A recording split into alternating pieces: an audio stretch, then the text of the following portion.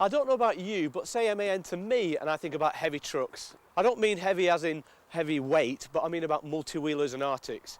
I think also about solid, well-built, reliable engineering, but slightly uninspiring. That was, of course, until our friends, the TGA, came along.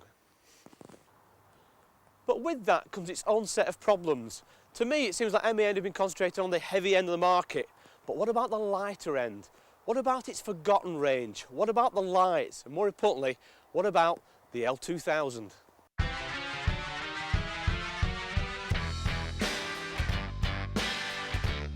The L2000 was launched over 10 years ago, with the cab being made by their in-house company Steyr in Austria. Over the years it has undergone a couple of facelifts and it's recently been integrated into the Evolution range with the LE designation. Now on first impressions, despite a couple of facelifts, the cabs still look a little bit dated. Don't forget we've had completely new vehicles from DAF, from Renault and Mercedes since this was launched, and rumours abound that Iveco are going to bring out a new cargo. But that's the first impressions. More importantly, let's go and see how it stacks up against the competition.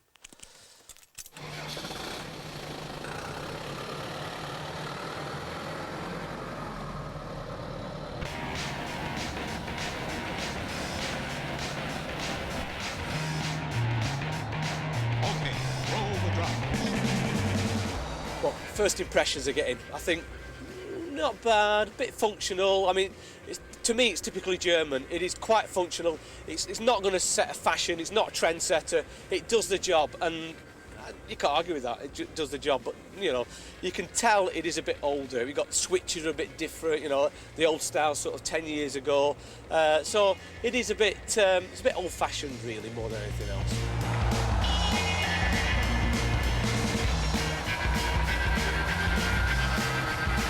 First thing that I certainly noticed was the steering wheel.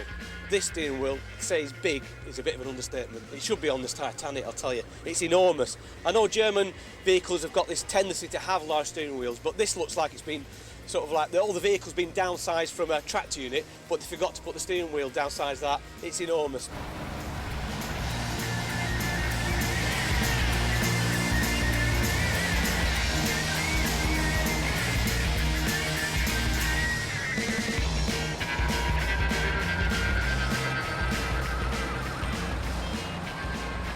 In front of me, I've got the controls. Left hand side, I've got a tachometer. On the right hand side, I've got the rev counter.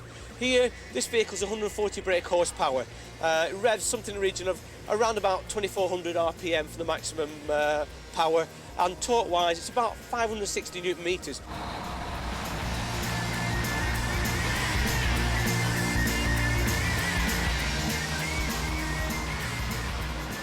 When we get to the economy side, obviously the rev counter's on the right hand side. I've got a green band here between 1500 RPM and 1800.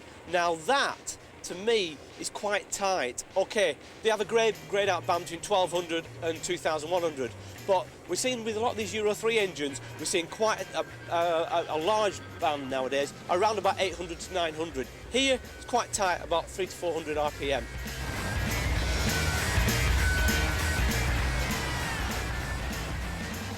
Dashboard layout, instrumentation, to me, has not changed. I mean, I've known MAN for the last, certainly the L2000, for the last sort of 10 years, and it hasn't changed. Certainly not to me, anyway.